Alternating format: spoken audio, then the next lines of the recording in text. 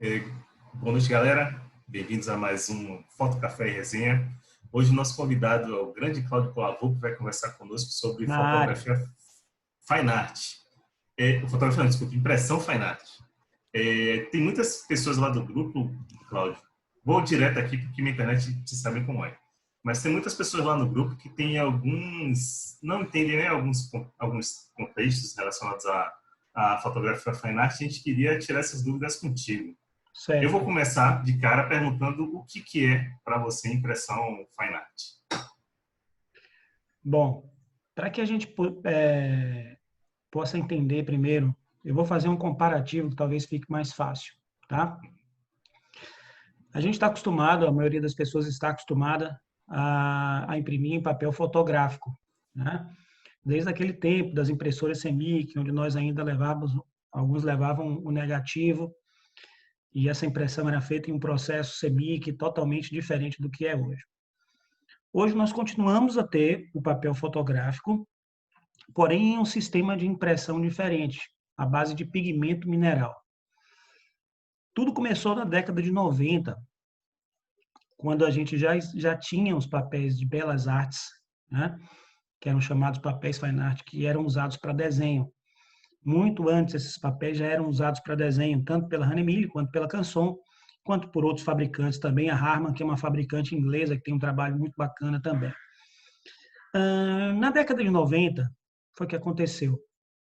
A Hahnemühle ela descobriu um processo de impressão sobre esse papel, tá? Sobre os papéis fine art. Então, ela desenvolveu um coating, que é uma camada onde nós poderíamos aplicar uma tinta à base de pigmento mineral, que são essas tintas que nós usamos hoje, sobre esse papel, certo? Basicamente, a grande diferença entre o papel fotográfico e o papel fine art, primeira grande diferença é a permanência. O papel fine art é um papel que é feito para durar, certo? Essa é a principal característica dele, permanência. Isso, óbvio, comparado com o papel fotográfico. O papel fotográfico, se nós formos nos basear na mesma qualidade de impressão, utilizando uma impressora fine art, nós visualmente não conseguimos perceber diferença. Mas do ponto de vista temporal, sim, porque o papel fine art é feito para durar muito tempo. Porém, fisicamente, do ponto de vista de composição desses papéis, há uma diferença bastante significativa. A primeira delas é que o papel fine art ele é ausente de lignina. A lignina é uma macrocélula presente na celulose e que, por característica, a médio e longo prazo, ela costuma atacar o papel, né? Aquelas manchas amarelas, aquele envelhecimento que nós vemos no papel, uma dessas causas são consequências da presença da lignina. A lignina ela é responsável por isso, tá? O papel fine art ele já é desprovido de lignina. Então essa já é uma característica fundamental. As outras características são exatamente o controle do pH, tá? O que a gente chama de ácido frio, o papel ele é livre de ácido, e ao mesmo tempo o papel fine art também ele tem uma reserva de carbonato de cálcio, que é para manter esse pH neutro, para que essas características possam ser mantidas, certo? Então, essa é a grande diferença. O papel fine art é um papel cuja característica é um papel que foi desenvolvido para ter permanência. O papel fotográfico, ele tem um nível de permanência muito menor do que o papel fine art, tá? Como é que eu sei que um papel desse vai durar 100, 150, 200 anos? Existem testes de longevidade que são feitos nos laboratórios dos fabricantes de papel e nesses testes se chega à conclusão de que esses papéis conseguem chegar até 200 anos, ok? Para que isso aconteça, porém, que é uma coisa que eu sempre falo para os meus clientes, eu sempre falo para quem quer tirar alguma dúvida, é que o papel é permanente, mas não é resistente. Existe uma diferença muito grande. Eu posso ter na minha mão um papel de alta permanência, porém eu posso simplesmente rasgar, ele não é resistente. Então, para que ele seja resistente, nós precisamos ter alguns cuidados. Que cuidados são esses? Aí já entra a parte de conservação, tá? É não expor o papel à luz ultravioleta, é colocar a obra em um local que tenha uma temperatura controlada, uma umidade controlada, evitar tocar o papel antes de emoldurar a obra, antes de montar a obra, porque a mão tem bactérias, o suor da mão tem bactérias que a médio prazo também elas podem ajudar a decompor, elas atacam o papel, tem acidez. Então, por isso que não se deve tocar com as mãos quando vocês veem a gente manuseando, sempre com as luvas. A importância disso é exatamente essas substâncias ácidas que contém no nosso suor e que podem atacar o papel. Então, quem não está acostumado, acha, isso é frescura, pegar de luva, não sei o que, não. Isso é um cuidado primordial que a gente tem que ter para que esse papel possa ter um nível de conservação adequado de acordo com o fabricante. Então, essa é a característica principal, permanência. Porém, para que essa permanência aconteça, é preciso que nós tomemos todos esses cuidados que eu acabei de falar, desde a parte de conservação até a montagem, onde a gente tem que utilizar elementos livres de ácido, tá? Substratos também livres de ácido e um cuidado na montagem também que possa fazer com que a obra tenha um nível de permanência maior.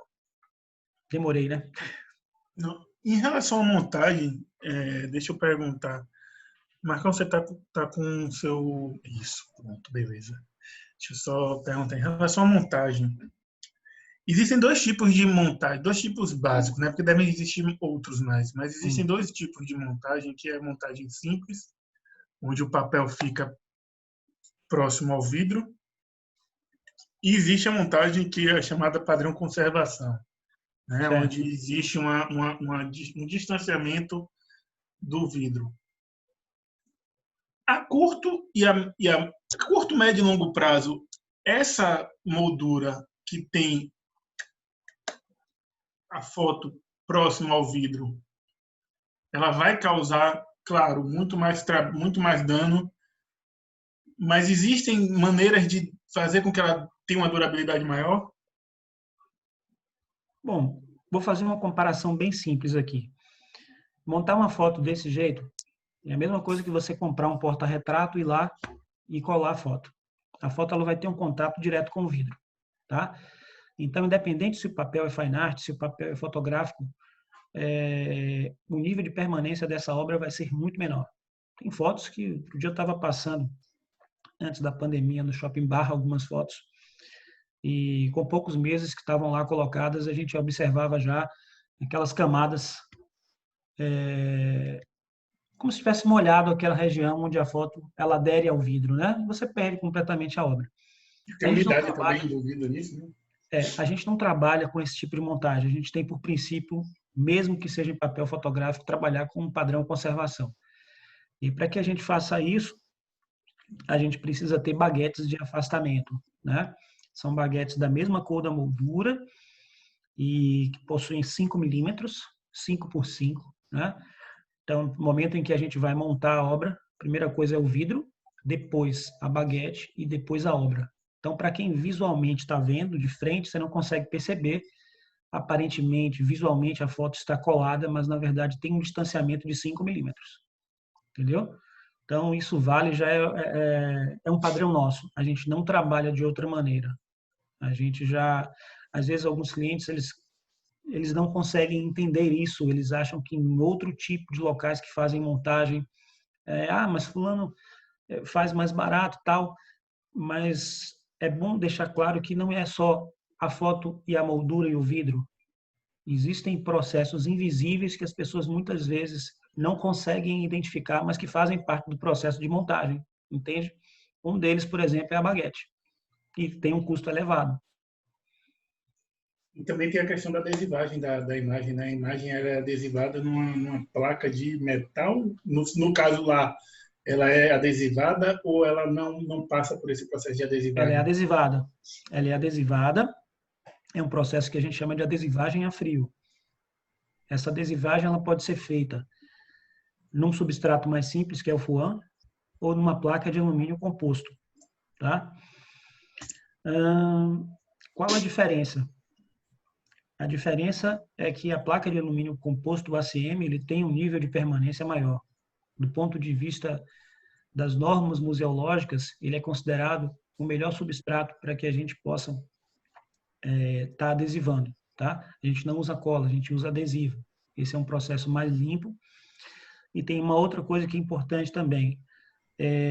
No momento em que essa foto ela é adesivada, a obra não passa a ser só a foto, passa a ser todo o conjunto, a foto e o substrato, até porque você não consegue mais tirar a foto do adesivo, é muito difícil, é impossível praticamente, entende? Mas é possível mudar a moldura. Possível mudar a moldura. A própria montagem padrão e conservação permite isso, porque você tem a foto afastada do vidro, entendeu?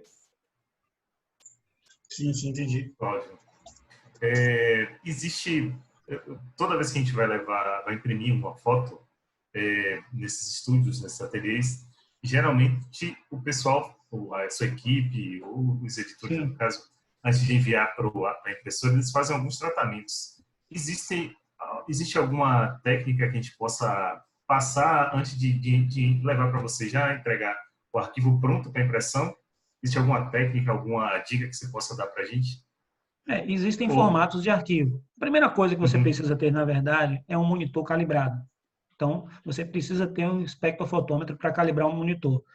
Então, não adianta você tratar o arquivo e mandar para a gente se seu monitor não está calibrado, porque vai dar uma diferença absurda.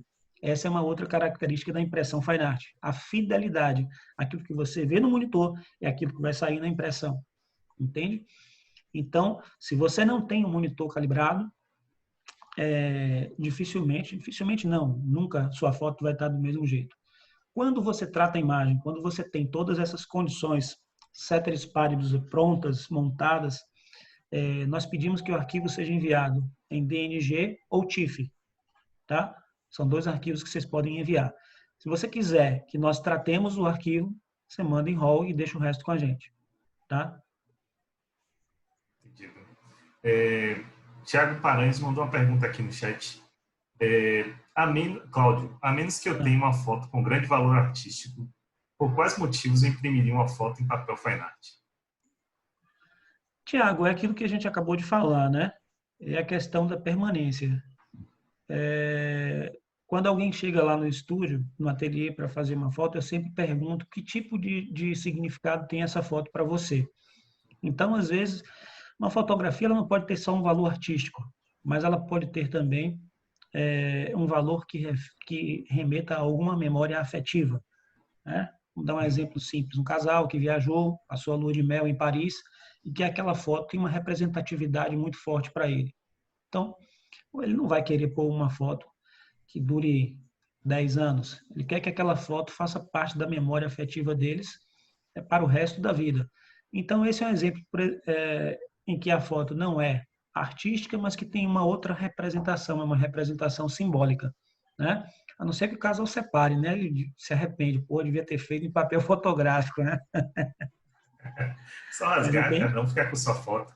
E outra coisa também, a variedade de papéis fine art do ponto de vista de brilho, de textura, de contraste, é muito maior do que as do papel fotográfico. Vocês entendem?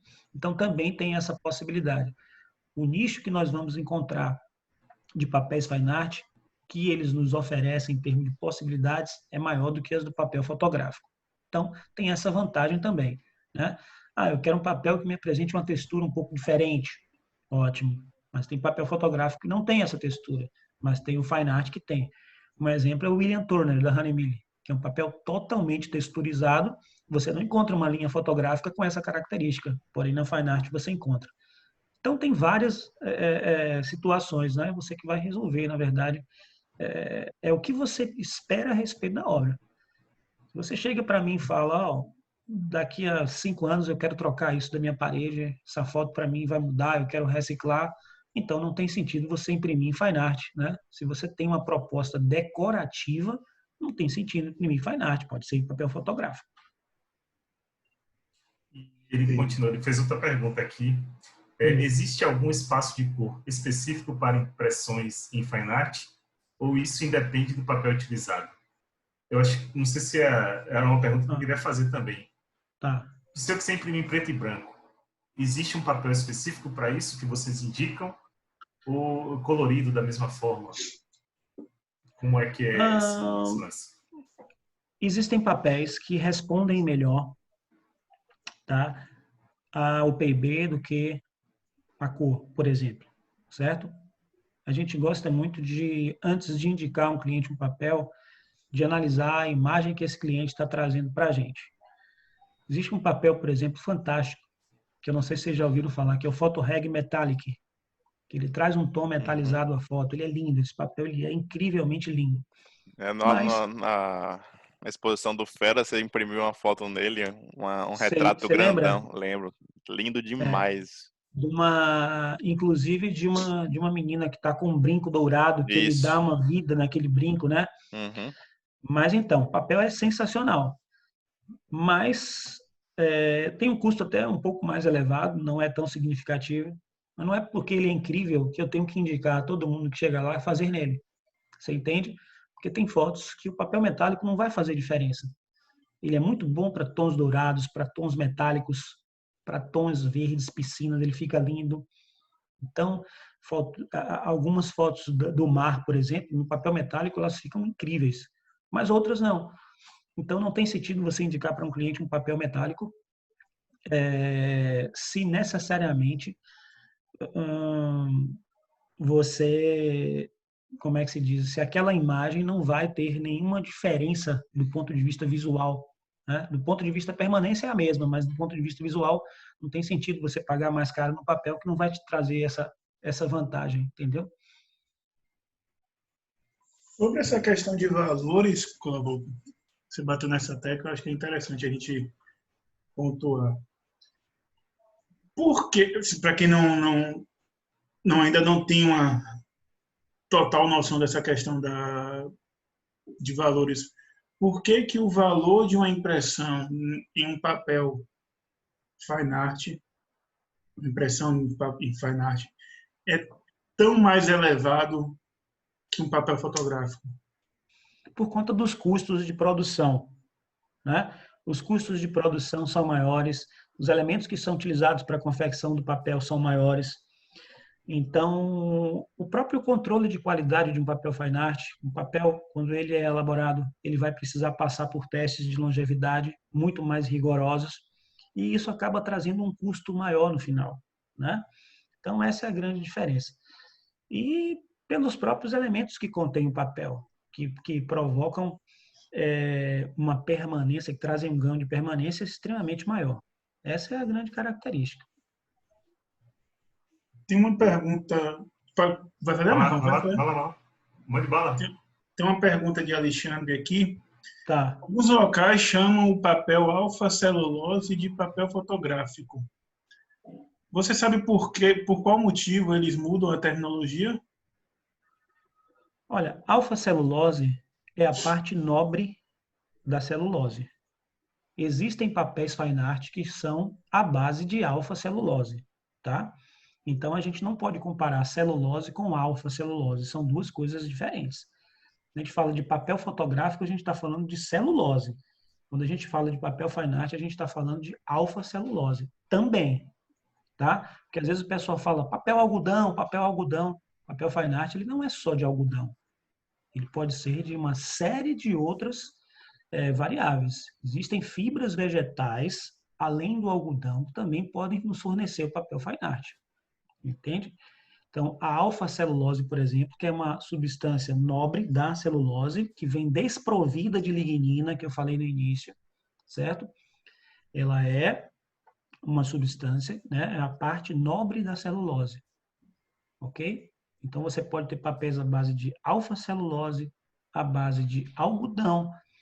Agora, a própria Hahnemili lançou uma linha que ganhou o prêmio. No ano passado, foi considerada a melhor linha, foi o lançamento do ano. Graças a Deus, assim, a Hahnemili, ela tem ganho prêmios constantemente. Não sei se vocês já ouviram falar. Existe uma associação chamada TIPA. Depois vocês pesquisam aí na internet, TIPA, TIPA Awards. Então, são formadores de opinião, incluindo jornalistas, incluindo fotógrafos, incluindo especialistas, onde eles, durante todo o ano, experimentam câmeras fotográficas, lentes, papéis, tinta, etc. e tal. Então, se você entrar lá no Prêmio TIPA, você vai ver vários segmentos, e esses segmentos são votados e são escolhidos os melhores dentro de cada segmento. Então, a Hahnemühle lançou agora uma linha chamada Natural Line. Ela já tinha antes, além da fibra de algodão, além da alfa-celulose, ela já tinha a linha de bambu, que ela reforçou também o papel fibra de bambu, e agora ela lançou uma base de cânhamo e a base de agave, que são fibras de cânhamo e agave. Um chama-se hemp e o outro chama agave. O pessoal até brinca, fala que se a impressão não der certo, vai fumar o papel hemp, né? Mas na verdade, o cânhamo, ele tem, pelo nome hemp, as pessoas acham que é fibra de maconha, não é, que o nível até de psicotrópico que tem no papel é quase zero, é impossível, é muito diferente, não é um papel feito de maconha, é um papel feito de cânhamo, que é um outro tipo de fibra vegetal. Mas que é lindo, lindo, lindo, lindo. Por esse aqui, fiquei curioso. E o Canvas, você indica para algum tipo de impressão? Eu acho bastante curioso a textura dele. Lembra muito uma tela realmente de pintura, né? Então, o Canvas, você tem vários tipos de texturas e de brilho, certo? O Canvas, ele depende muito da proposta. Qual a proposta? O Canvas é uma tela. O Canvas ele é feito de fibra de algodão. O Canvas Fine Art, porque a gente tem Canvas também que não é Fine Art. Mas, assim, eu particularmente acho o Canvas um papel muito específico. Eu não indico ele para todo tipo de obra. Ao mesmo tempo que para determinadas obras eu já acho que o Canvas ele é bastante vantajoso, entendeu? Mas eu vou dar alguns exemplos. Você fez uma foto, você quer trazer a essa foto uma característica de tela, de quadro pintado, né? Então você tem o Canvas, que ele é um papel sugestionável para esse tipo de situação. Uma outra situação é quando você quer trazer, do ponto de vista mesmo literal, falando físico, leveza para a obra. Então, o Canvas ele tem essa facilidade. Ele é um quadro mais fácil de ser transportado, ele é um quadro mais leve de ser pendurado, exatamente porque, quando montado, ele não tem os outros substratos que uma obra fotográfica tem, como o ACM, como o poliondas, como o vidro. Então, por exemplo, só você tirando o ACM e o vidro, você já deixa o quadro com menos da metade do peso, entendeu? Agora, ao mesmo tempo, é um papel que exige mais cuidado, porque ele vai ficar mais exposto, certo? Quando você faz um papel fine art que não o Canvas, a gente precisa fazer uma montagem adequada, vai colocar vidro e tal para proteger. Mas o Canvas geralmente ele vai ficar exposto, exatamente por não ter vidro. Então, eu aconselho a usar Canvas para quem vai colocar num ambiente controlado. E quando eu falo controlado, eu não falo só do ponto de vista de temperatura e umidade, não. Eu faço do ponto de vista de controlado em relação às pessoas que vivem naquele ambiente. Então, se tem alguém que limpa constantemente, que faz faxina ali e tal, tá orientando aquela pessoa que aquilo ali é algo frágil e que não pode ser constantemente tocado, nem se passar nada sobre aquilo, porque não foi feito para isso, entendeu? Voltando àquela velha história, o papel fine art é permanente, mas não é resistente. Alexandre até comentou aqui que Melo Bastos tem um vídeo em que ele lava uma foto impressa no papel Canvas. Você já fez alguma vez isso aí? Cara, eu não sei qual é o sentido de lavar uma foto. Eu nunca fiz. Entendeu? O bom e velho tirar a poeira, né? Hein? O bom e velho tirar a poeira. Talvez ele tenha tentado tirar dessa maneira. Mas você falou dessa questão da durabilidade e da questão da resistência. Agora, só uma coisa, só um parêntese, que eu acho bacana. É interessante que quando a gente trabalha com Canvas, que a gente faça a aplicação de um verniz especial, tá? Porque o verniz ele é protetivo. Então, tem gente que às vezes, não quero pagar porque não quero ter esse custo, mas sempre que fizer o Canvas, eu aconselho você trabalhar com um verniz de proteção. É justamente sobre isso que eu ia perguntar. Na verdade, eu acreditava que o canvas sempre era utilizado com esse verniz. Você acabou de você respondeu a minha dúvida, na verdade, no Ah, sentido de que existem pessoas que utilizam sem essa sem proteção. verniz. O ideal é que seja colocado verniz.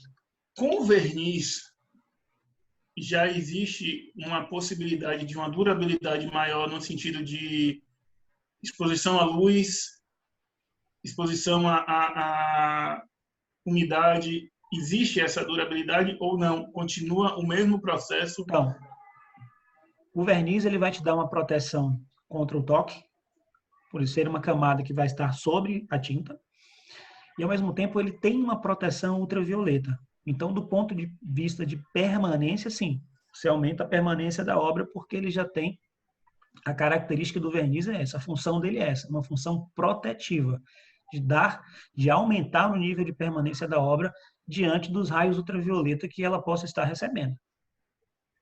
Entendeu?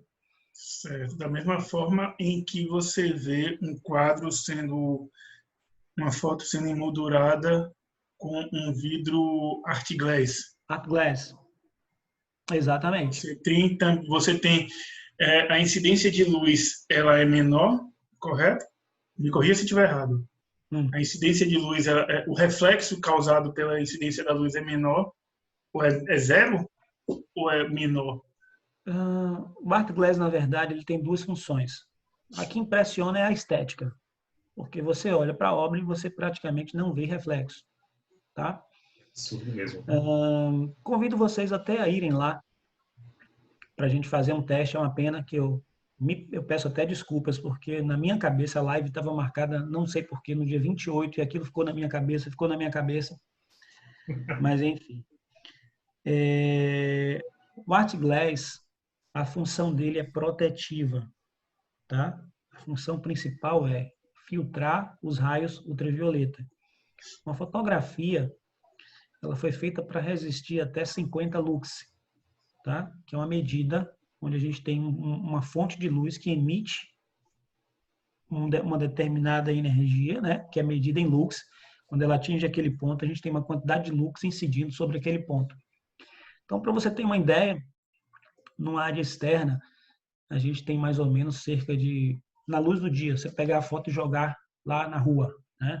Vamos ter aproximadamente 50 mil lux. Então, olha a carga que ela pode receber fora e dentro do ambiente. Dentro do ambiente, mesmo sem sol direto, ela também está recebendo. E um exemplo simples disso, a gente pegar um sofá da nossa sala, que está lá coberto com uma capa protetora, tá? Se depois de um determinado tempo a gente tirar essa capa, a gente vai observar que parte daquela área do sofá que não estava protegida pela capa está com uma coloração muito mais esmaecida do que a que estava protegida pela capa. Vocês devem já ter percebido, tido alguma experiência com relação a isso. Aquela luz que bate no sofá, mais do que no outro ponto, nos outros pontos dele, a gente vai ver que sempre aquele ponto que recebe mais luz é o ponto que vai esmaecer mais rápido, não é verdade? Porque ele está sofrendo uma ação direta da luz. O art glass ele tem essa função. O art glass é para dar uma proteção ultravioleta à obra. Então, além da estética, de você ter praticamente um nível de reflexão muito baixo, ele tem um aspecto protetivo, certo? No início, a Grow Glass, que é a fabricante do art glass, ela trabalhava com 3 tipos de proteção, 40%, 70% e 99%. Hoje ela não trabalha mais com 40%, ela trabalha com 70% e com 99%. Tá? Um outro parêntese aqui que eu acho que é importante, para que vocês possam até ter isso também como informação, para que um vidro seja considerado museu, ele tem que ter 98,6% de filtragem UV, tá certo? Então, hoje nós temos o 70% e o 99%. Um vidro de 70%, apesar de ter um alto nível de proteção, a gente ainda não pode chamar esse vidro de museu, porque ele não tem 98,6% de proteção UV, tá certo? Só para a gente deixar isso um pouquinho claro. Sim, sim. No caso, desculpa, mas o Art Glass, ele é considerado um vidro museu? A partir de 98,6%, Sim. tá? Claro que um vidro de 70% já tem uma proteção absurda. Em relação ao vidro incolor, é uma proteção muito diferente, tá? Lá no O ateliê vidro você incolor, comercializa todos eles. a gente comercializa o 70% e o 99% sob demanda. Salvador é um mercado que não comporta esse tipo de vidro, sabe, Guilherme? Não é todo mundo que está disposto a pagar. É um vidro caro, então para que você possa trabalhar com ele, você tem que ter uma obra bastante cara.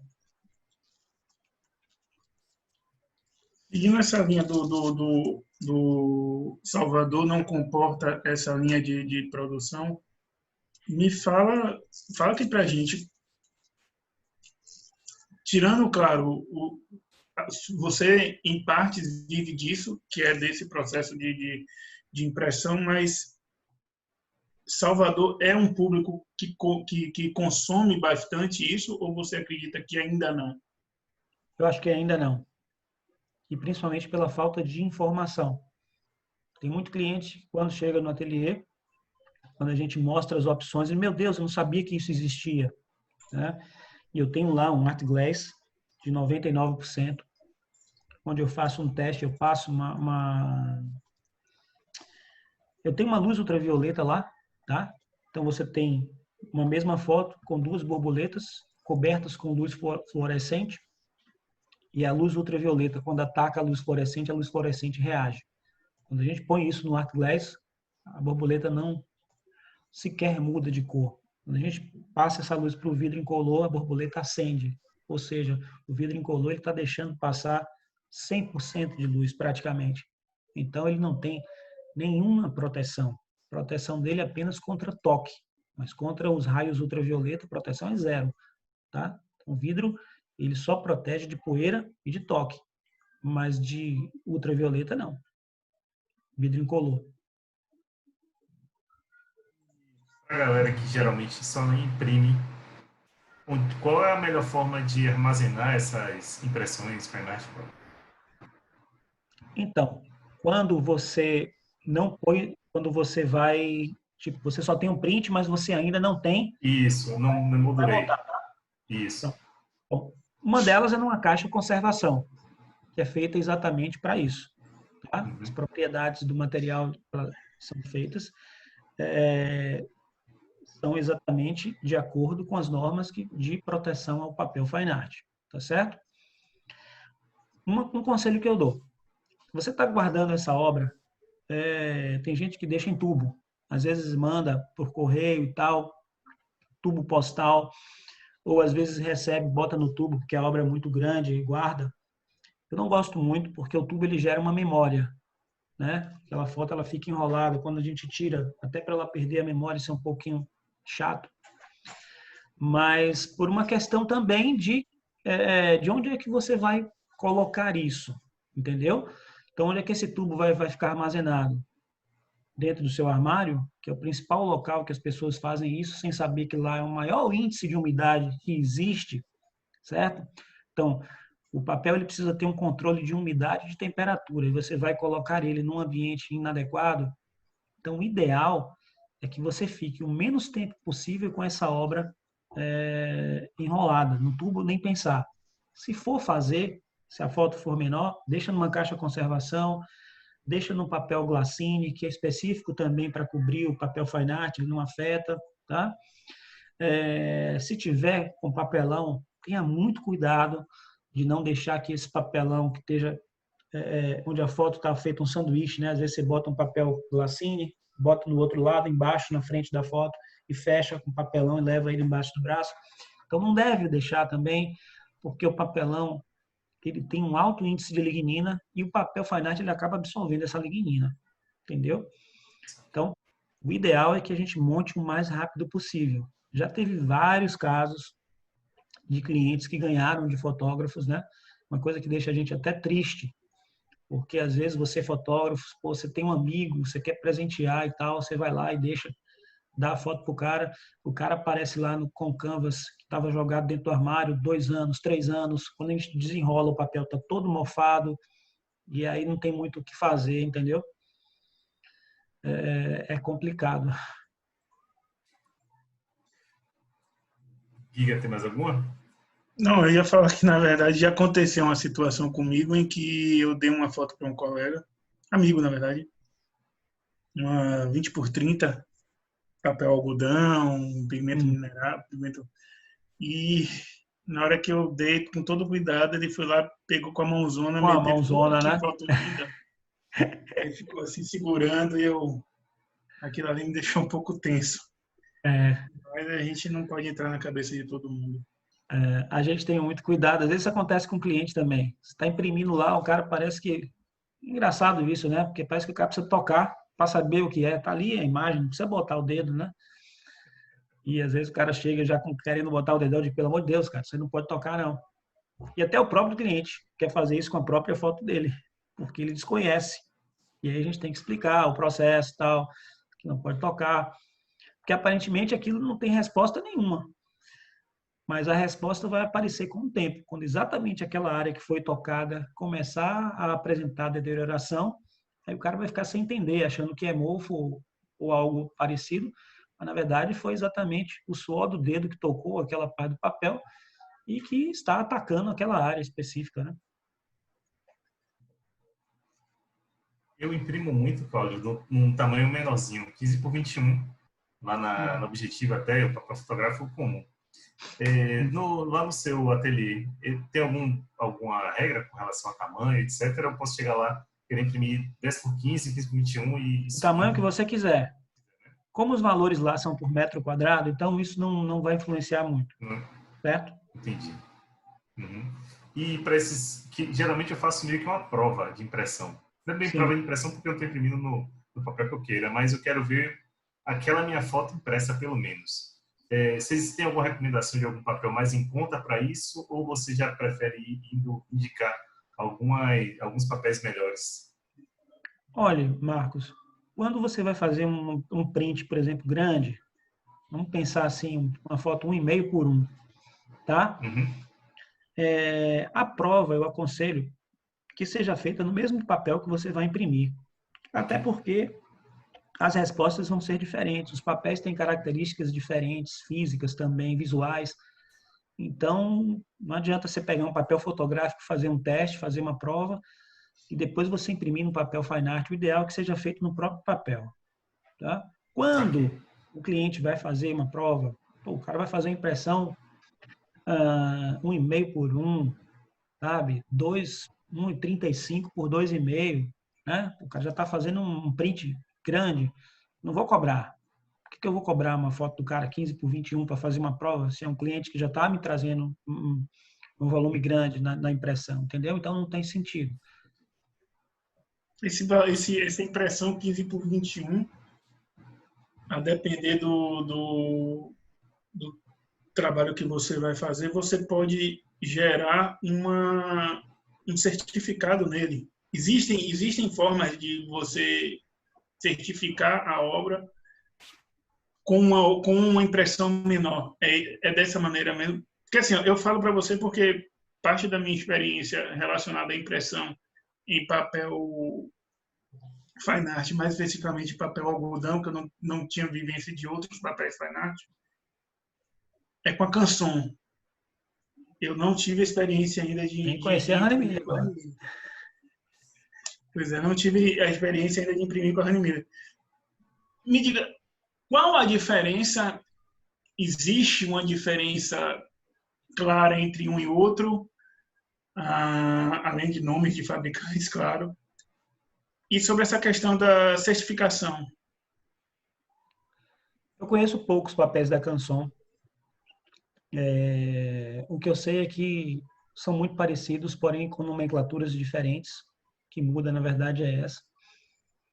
A Canson tem uma linha que talvez a Honey Miller não tenha. A Honey Miller tem linhas que a Canson não tenha. São excelentes fabricantes. Eu optei pela Honey Miller por uma questão estratégica de quando eu montei a empresa. Eu sabia que a gente não tinha no Norte e Nordeste nenhum estúdio certificado Honey Miller. E eu sabia que quando eu atingisse o objetivo, eu seria o primeiro e único, e a minha ideia foi essa, entendeu? Eu fui muito focado, eu viajei, fui para São Paulo, eu fui para vários ateliês. Posso dizer também que em relação ao tratamento, a Hahnemili, ela foi muito mais receptiva para mim, e isso me fez apostar no papel. Não quero fazer propaganda, não quero desmerecer a Canson, mas hoje, se você faz uma pesquisa rápida em São Paulo com os grandes fotógrafos, perguntem a ele qual é o fabricante que eles usam. Aí depois vocês me respondem aqui, tá? Qual a vantagem? Qual é a diferença das duas? A Canson é mais mercadológica. A Canson ela é mais agressiva no marketing.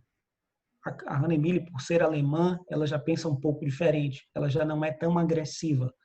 Ela acredita que a própria qualidade do papel dela já é suficiente para que a propaganda corra de boca em boca, como acontece, né? Então, essa diferença foi o que me fez ter escolhido a Hahnemili. Por ser uma empresa alemã, por ser uma empresa séria, por alguns ateliês de São Paulo, que é um centro, queira ou não, né? O grande centro está ali. Alguns profissionais que eu sondei na época, e também, como eu falei, por uma questão estratégica, né? De trabalhar com uma marca. E hoje eu posso me orgulhar, sem falsa modéstia, assim, quem trouxe a marca para cá fui eu. Quem fez com que a Hahnemili ficasse conhecida na Bahia fui eu. Porque eu investi numa marca até pouco tempo desconhecida, mas hoje as pessoas já conhecem, já respeitam. É muito forte fora da Bahia, mas aqui ainda era uma marca incipiente. E hoje, graças a Deus, é uma marca respeitada e as pessoas que experimentam o papel sabem do que eu estou falando. Ô, Cláudio. Mas em relação à certificação, só para responder ao Guilherme, você falou da certificação, Guilherme, em que sentido? Existem duas certificações. Você imprimir e tem um certificado, ou da certificação do ateliê? Não, é o certificado de impressão. Você, Tá. ao imprimir, você tem um certificado para que Era o isso que eu ia cliente perguntar. tenha essa questão da Tá, número de série, essas coisas assim. pronto. Não existe tamanho, né? Steve McCurry recentemente vendeu uma obra certificada 20 por 30 por um absurdo, tá? Acho que foi 25 mil, 30 mil reais, uma foto pequena. Então, assim, isso é muito pessoal do fotógrafo decidir se aquela foto vai ser seriada ou não, e sendo seriada, que tamanho ela vai ser e de quantos prints máximos poderão ser feitos naquela imagem.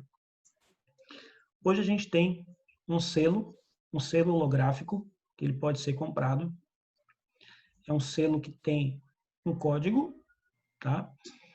E você vai entrar no site da Hahnemili. Existe lá uma área do site chamada, que depois me pergunta, eu posso mandar para vocês via direct no Instagram, mas chama-se myartregistry.com, tá? Você entra no site e a partir daquele momento que você tem os dois selos, você vai registrar o teu login, você vai criar lá uma conta no site e depois que você cria essa conta, você vai começar a fazer o upload das suas fotos. Então, por exemplo, Guilherme vendeu uma foto para Marcos, tá? E Marcos quer receber a foto com um certificado. Então, você vai ter um certificado, a gente vai imprimir esse certificado.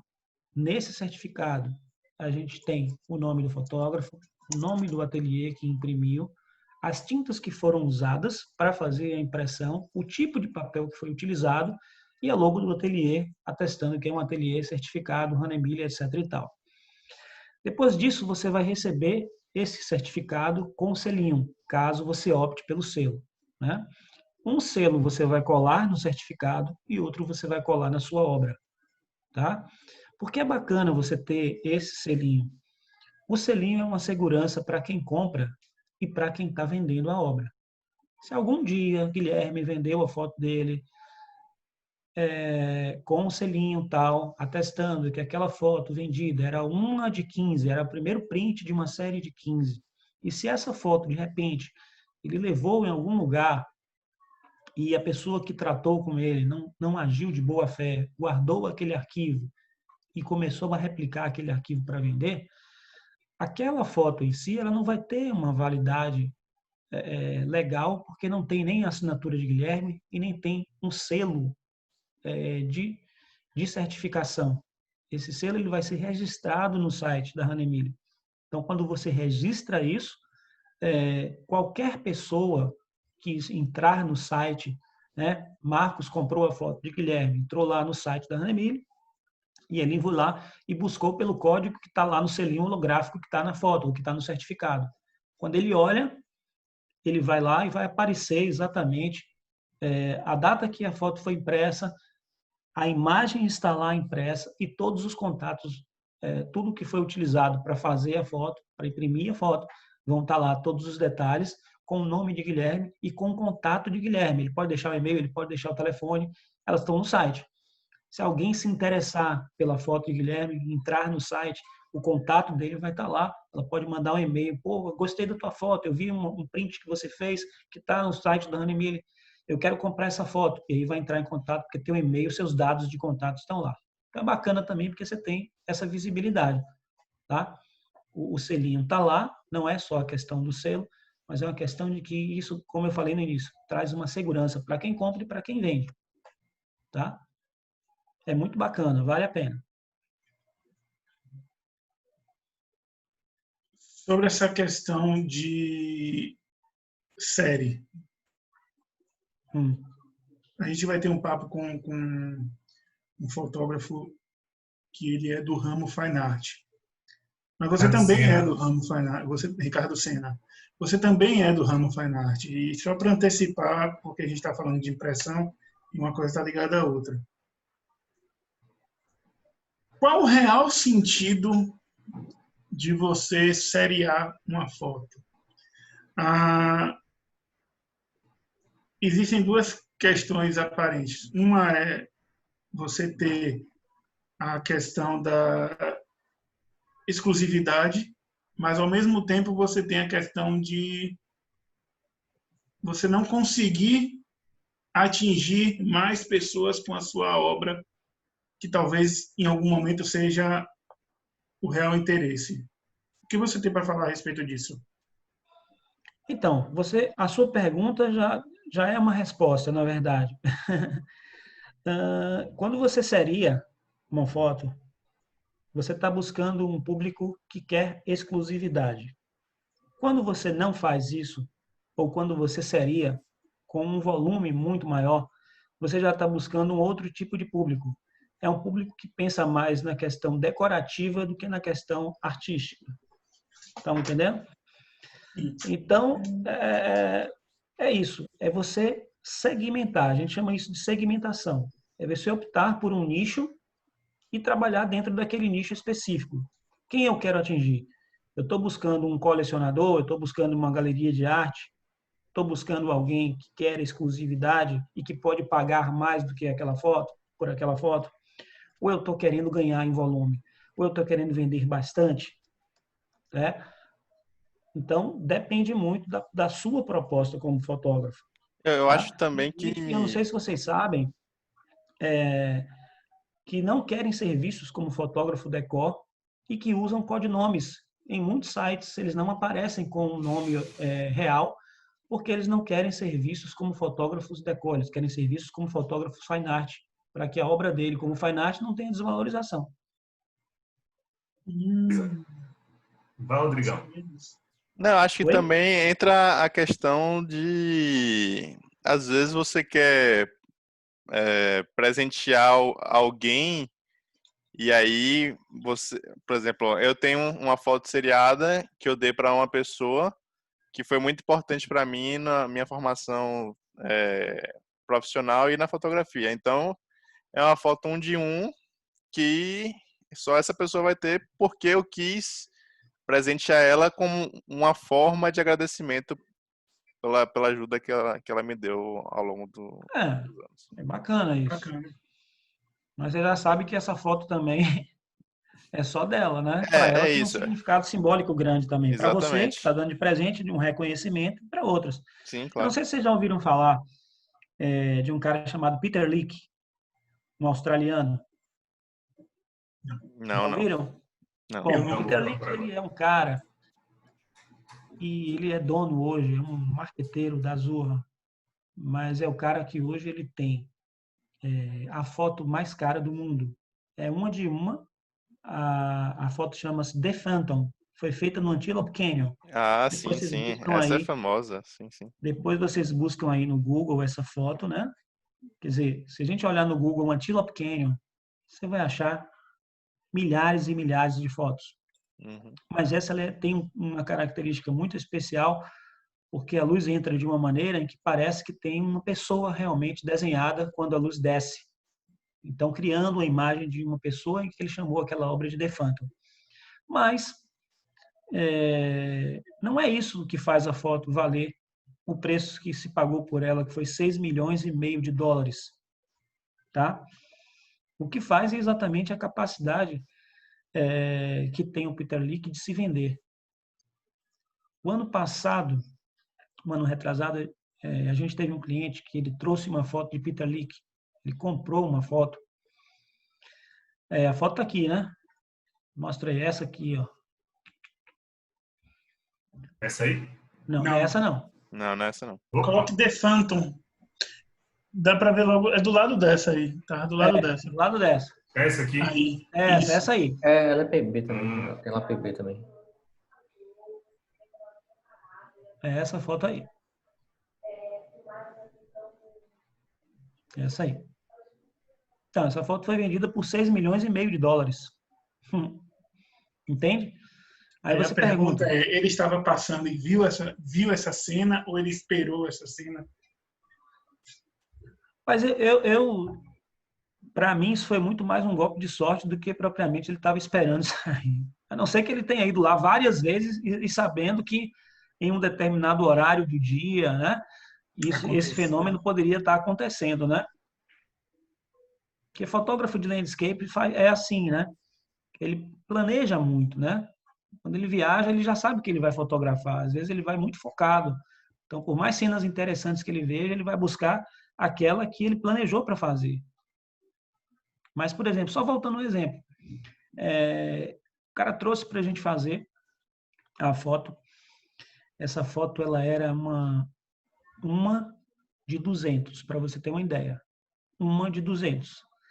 E a gente, quando a gente pegou para montar essa foto, ele trouxe dos Estados Unidos, essa foto era número 173. Da série de 200, ela era do número 173. Uma foto menor, de 200, e ela foi comprada na época por 5.800 dólares. Então, multiplique 5.800 dólares vezes 173, você vai ver quanto esse cara ganhou só nessa foto. Assim como tantas outras. Por que ele é um fenômeno? Porque ele é um cara que tem uma proposta decorativa, porém consegue se vender como um fotógrafo fine art. Você entende isso? Isso é um assunto para uma outra live, vai render muito. Por que existe essa possibilidade de você trabalhar com a fotografia fine art, baseada na impressão fine art, e decoração? Sim. A gente tem alguns exemplos aí. A gente tem aqui em Salvador, a gente tem Quiolo, a gente tem... Esqueci o nome dele. Negromonte, não. Marcelo Negromonte. Também e quando eu vi essa foto do Canyon, eu lembrei dele porque ele tem uma série dessas fotos, né? São meus clientes lá, Marcelo, Anselmo Hoffman também, que faz também. Hoffman, eu ia falar agora. Tem... E eles conseguem fazer, eles conseguem atrelar as duas vertentes, né? Exatamente. Né? É a questão do posicionamento, né? Hoje a fotografia também é isso. É a capacidade que você tem de se vender, né? O marketing que você utiliza, em que você consegue se colocar o fotógrafo P da galáxia, sem muitas vezes ser, né? Não estou falando em relação aos nomes que a gente citou aqui, estou falando em relação a outros profissionais sim. que os caras conseguem atingir níveis espetaculosos de venda, tem um acesso muito grande, porém eles têm muito mais marketing do que fotografia. Então essa capacidade de se vender é que faz o fotógrafo também. Hoje, talvez até mais do que a própria fotografia. Cláudio, a gente pensou essa live em mais ou menos 1 hora mesmo. Eu acho que já está chegando aqui em 9h30, mas eu queria que você falasse dos serviços que o ateliê Cláudio Colavolpe fornece para nós, oferece para nós. Pronto. Bom, serviço, a gente é print, todo mundo sabe, nós somos printer. Então, a gente trabalha com papel, tanto fotográfico quanto papel fine art, impressões fine art, a base de pigmento mineral. Trabalhamos com todo tipo de montagem, tá? Então, a gente tem vários tipos de montagem. Bacana até que quando passar um pouco isso, se vocês que não conhecem, quiserem visitar, conhecer um pouco os processos também, a gente pode mostrar. Acho que a questão do tato é muito importante também, você começar a ver o processo desde o momento em que você recebe o arquivo até o momento final, onde ele é montado. Então, às vezes, a gente falando, mas falando e mostrando fica mais fácil, porque você pode tatear, você pode sentir. Então, a gente tem essa parte. A gente tem uma pequena loja vendo acessórios também fotográficos. Então, se você precisar montar seu estúdio, se você precisar de equipamentos de iluminação, filtro, a gente vende também. Ainda é uma coisa muito incipiente, mas a gente já tem um pouco de acessório que posso oferecer. Lá em cima, eu tenho um estúdio fotográfico, onde eu ministro aulas de fotografia. Então, eu faço hoje curso básico, eu tenho curso avançado, eu tenho curso de iluminação, eu tenho curso de luz sensual, eu tenho curso de somente sensual, tenho vários cursos. Estou programando, aproveitando agora aí esse período de quarentena para preparar outros cursos. O estúdio pode ser alugado. Se alguém precisar, a gente aluga o estúdio, a gente aluga o espaço. Então, fora lá, o estúdio lá em cima, onde a gente tem a questão das aulas, a questão do meu trabalho publicitário, que às vezes eu também uso para fazer. Ainda tem hoje um terceiro braço, que é o braço das viagens, onde eu já consigo já ter um nível, um nicho bacana, já consegui atingir um nicho legal, e a gente já consegue formar grupos para viajar para fora do país. A gente já foi para Marrocos, no ano passado eu levei um grupo para a Índia, esse ano eu levei outro grupo para a Índia. Eu e Anselmo temos uma parceria também, onde nós iríamos agora em setembro para o Pantanal, o foco a onça, para quem gosta de fotografia de natureza. Nós acabamos postergando a viagem por conta dessa situação toda, né? Então, a princípio, ela está remarcada para julho do ano que vem. E essa é a ideia, é alimentar tudo que estiver ligado à fotografia por todos os lados. Tá? Vocês Uma têm um escola, clube de onde a impressão? gente pode oferecer o serviço. Oi? Você tem um clube de impressão também, alguma coisa assim? Eu tenho um clube de impressão chamado Clube do Papel, onde você pode fazer, você paga um determinado valor, eu não sei agora de cabeça, mas você tem um clube de impressão onde você tem 3 níveis, e a gente chama de bronze, prata e ouro, onde você tem impressões desde 30 por 45 até 60 por 90, são 2 prints mensais.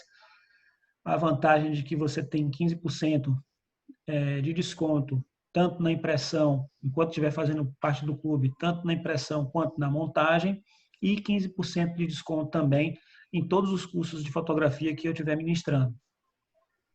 Bacana. E você esqueceu de falar do café também, viu? Isso. O café, na verdade, é uma coisa mais conceitual. Você já experimentou lá o milkshake? Já. Exatamente. Então, café é uma forma que a gente encontrou para acolher vocês.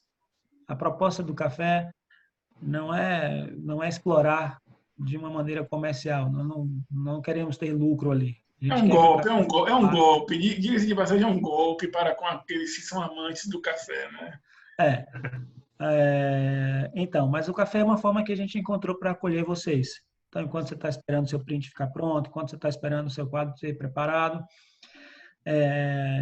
você está ali tomando café, é feito de uma forma muito acolhedora, muito pessoal, né? Muito caseira.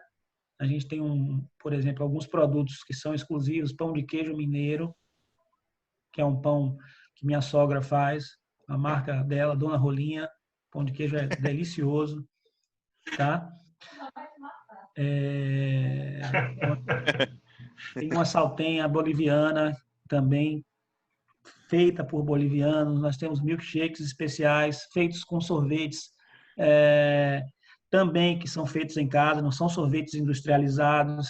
Então, é tudo feito de uma forma muito, muito, assim, cuidadosa, tá? Para que você sinta realmente vontade de ficar. Às vezes é bacana porque as pessoas chegam lá e falam assim, pô, eu chego aqui, eu quero ficar conversando a tarde toda, não tenho vontade de ir embora. Exatamente porque elas se sentem acolhidas, elas se sentem num ambiente aconchegante. E a ideia é essa, exatamente trazer esse acolhimento, fazer com que as pessoas que estejam ali se sintam bem recebidas, como se estivessem em casa. Então, o café ele é conceitual. Já tem Deixa eu perguntar venda de rapidinho, livros também. deixa eu só perguntar uma coisa aqui rapidinho antes de encerrar. Para quem vai imprimir uma foto com você e tem a dificuldade de manter o monitor calibrado, porque a gente sabe que o calibrador não é uma coisa tão barata. Você tem esse serviço de calibração? Temos. A gente cobra R$ 150 para fazer a calibração. Você pode levar um monitor lá que a gente faz, tá?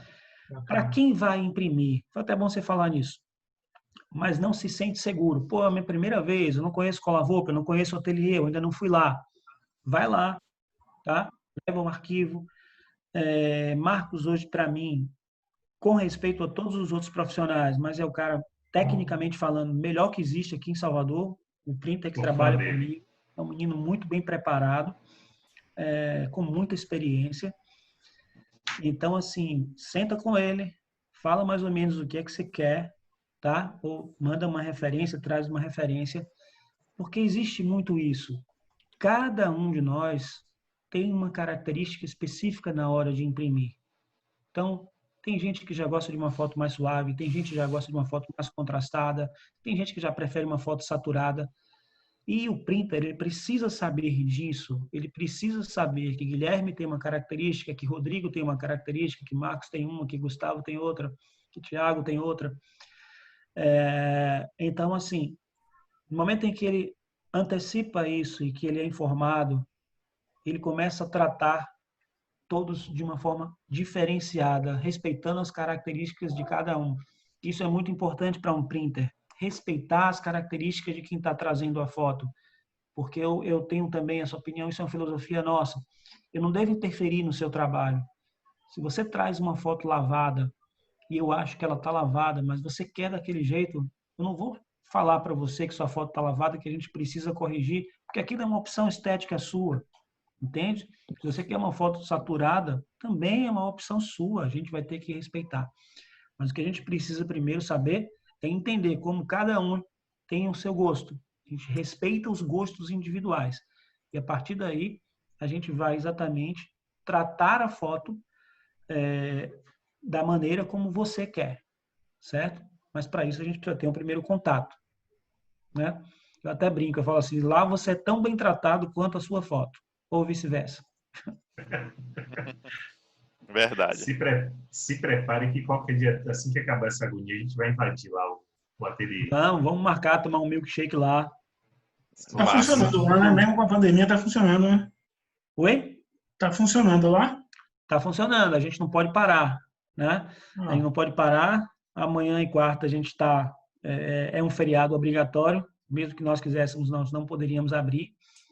Mas vamos ver, continuamos recebendo orçamentos por WhatsApp, pelo próprio Insta.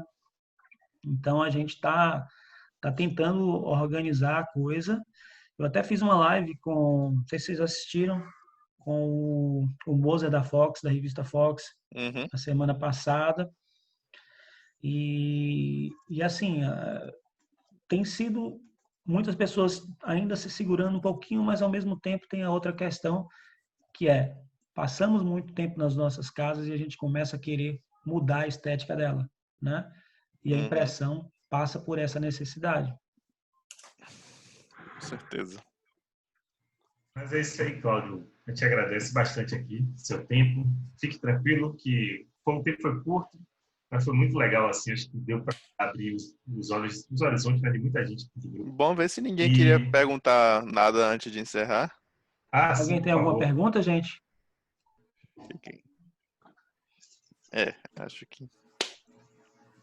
Acho que não.